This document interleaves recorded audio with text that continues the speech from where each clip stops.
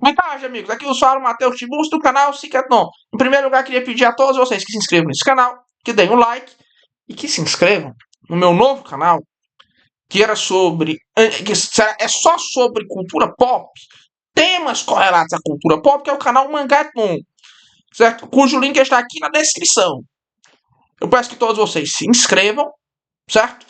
Porque estamos quase chegando aos 4.000 inscritos. Ajudem-me a bater os 4.000 inscritos. Eba! O link está aqui na descrição. Inscrevam-se todos. Eu agradeço a todos. Bem,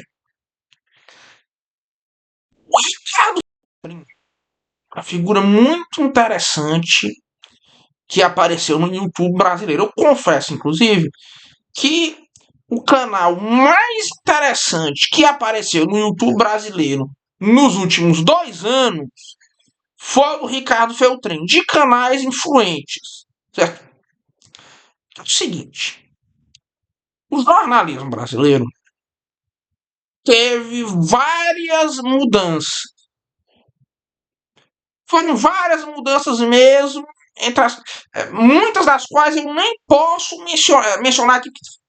Demoraria muito tempo mesmo. Demoraria muito tempo. Agora, uma mudança em especial é o seguinte: o jornalismo brasileiro virou um jornalismo que, além de ser extremamente censurado, ele lasca tudo por um respeito, numa tentativa de respeito exagerado a uma intimidade. Isso é um problema que se abateu sobre o jornalismo brasileiro desde os anos 90, por essa extensão que a Constituição de 88 deu à questão dos danos morais, etc. E o Código Civil do Real também contribuiu para isso aí. E, claro, o clima de politicamente correto como um todo já contribuiu para isso aí. Inventou-se esse negócio da vida pessoal, que a vida privada é inviolável. E o resultado é o seguinte: que o jornalismo brasileiro virou um jornalismo extremamente travado.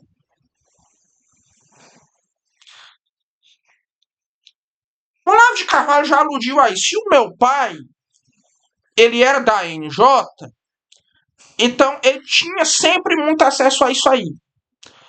Havia publicações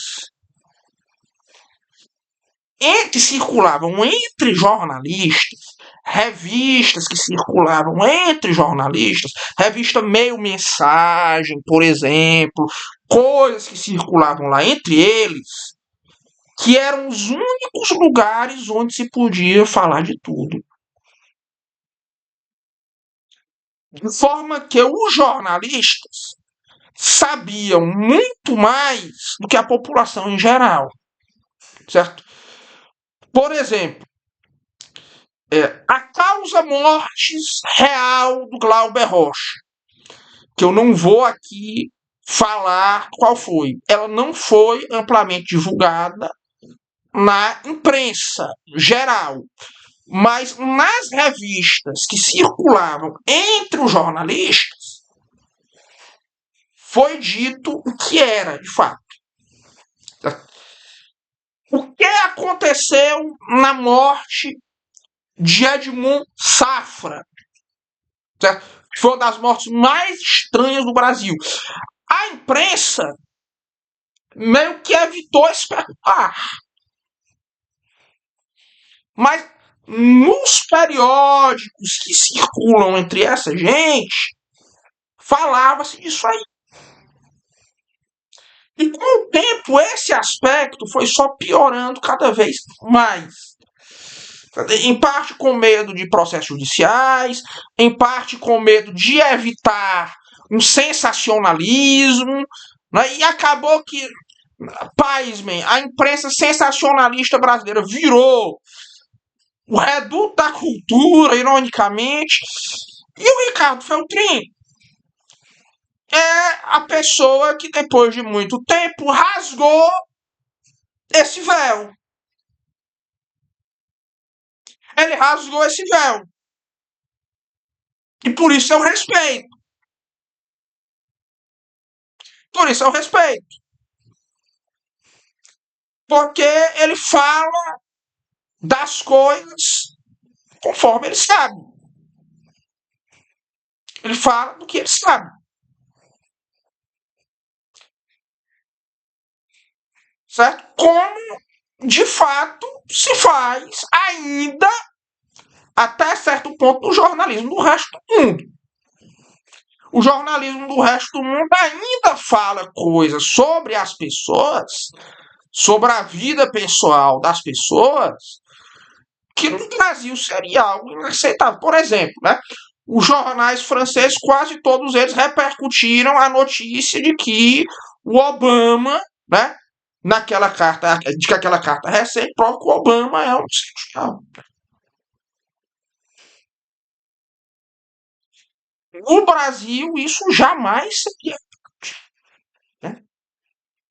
Inclusive, figuras públicas no Brasil são consideradas como livres de escrutínio e blindadas de escrutínio. Às vezes, até com gente bem intencionada cai nisso aí. Claro que, na verdade, é uma questão de censura.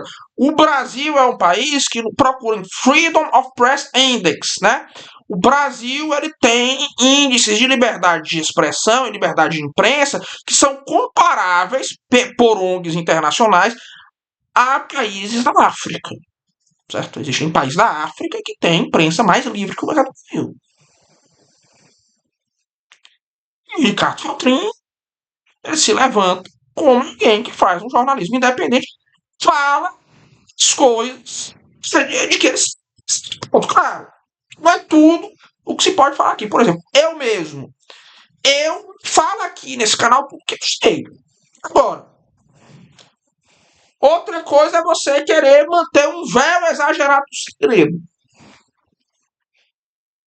E nisso aí o Feltrin falou, certo? De muita coisa que era oculta. Foi ele quem revelou a verdade no caso Márcio Smelling. Ele foi quem teve a coragem de expor muitas das aberrações existentes no caso Ana Hickman. Né? Tem muitas informações que só ele tem. Só ele foi os poucos do Brasil que tiveram coragem de falar, ainda que em poucos detalhes, quais foram as razões para a falência da Manchete, né? Que foi uma falência muito estranha, né?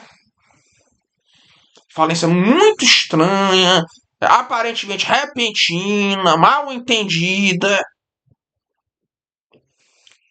Ele revela segredos da Globo, etc. O que normalmente são assuntos tabus do jornalismo brasileiro. Às vezes são tabus até entre pessoas bem intencionadas.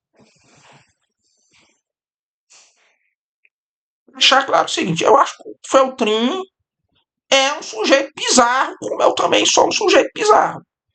Mas eu ainda acho que, por incrível que pareça, as interpretações que ele faz das pessoas de que ele trata ainda são muito caridosas.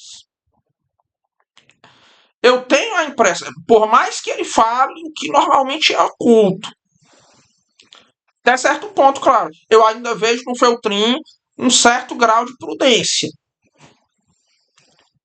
Mas eu ainda acho que as interpretações que ele dá são caridosas demais às pessoas. E, de fato, você pode dizer que o Feltrin, nesse momento, é a coisa mais próxima de um jornalismo independente. Porque até pouco tempo atrás, a imprensa brasileira era o quê? Você tinha uma imprensa globalista, plutocrática, e você tinha imprensa dissidente financiada pelo PT. Depois, essas duas se uniram e surgiu uma imprensa política bolsonarista, que até obteve certo êxito em comprometer certos órgãos da imprensa tradicional. Por exemplo, a editora Abril se acabou nessa brincadeira aí, certo? O êxodo dos bolsonaristas acabou com a editora Abril. A Gazeta do Povo, por exemplo, virou um jornal importante graças a esse povo bolsonarista. Claro, eles são incompetentes. Certo? Por exemplo, o jornal do Olavo de Carvalho, que é o Brasil Sem Medo, é muito ruim. É muito ruim. Certo? É claro, o Olavo de Carvalho começou esse projeto quando estava bem prestes a morrer. Mas é um jornal muito fraco, certo? Claramente. Mesmo para os padrões da direita. A direita ela conseguiu criar a sua imprensa própria, mas ela não conseguiu fazer no jornalismo o que ela conseguiu fazer na editoração em geral. Ainda. Né? E Feltrin, de fato, é um sujeito que não é nenhuma coisa nem outra.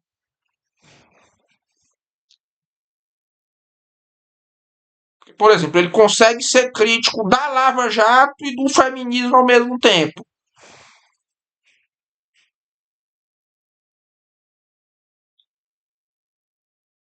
Coisa assim que no Brasil virou algo raro, de fato. Alguém não comprar nenhum dos pacotes prontos. Né? O que é, diga-se de passagem, o meu caso. Porque quando você compra um pacote pronto, por exemplo, a direita tentou emplacar defesa do caso do Rubinho. Aí, isso aí é coisa que eu compro. Compra esse pacote aí. E isso. Para mim, se alguém faz um trabalho bom de jornalismo no Brasil e algo que é próximo de jornalismo independente é o Ricardo Feltrin. Ele é o cara que mais está denunciando o woke e a infiltração do woke na mídia brasileira. E ele, ao meu ver, é o que restou daquele velho jornalismo paulista, né? Que já era um jornalismo decadente, embora ele tenha sido. Ele tenha sido jornalista da Folha nos anos 90, certo? Que foi, os anos 90 foram a melhor época da Folha de São Paulo. Que sempre foi, a Folha de São Paulo sempre foi um jornal ruim, mas nos anos 90 parecia que a Folha de São Paulo iria virar um jornal minimamente sério. Teve lá aquela controvérsia do Alan Sokal, na época do Impostirras Intelectuais. Né? Ele veio, né, discutir lá com Olavo de Carvalho, com Roberto Campos, com Bento Prado Júnior também. Né? Acho que hoje em dia você não teria um jornal brasileiro no centro de uma discussão internacional. Uma pessoa de fora vir para um jornal brasileiro, um intelectual relevante via um jornal brasileiro criticar os jornalistas brasileiros. Isso aí é algo que hoje é impensável. Mas a Folha de São Paulo, depois dos anos 2000, decaiu de uma vez para virar o jornal de segunda que ela naturalmente era. Né? Então é fundamentalmente isso.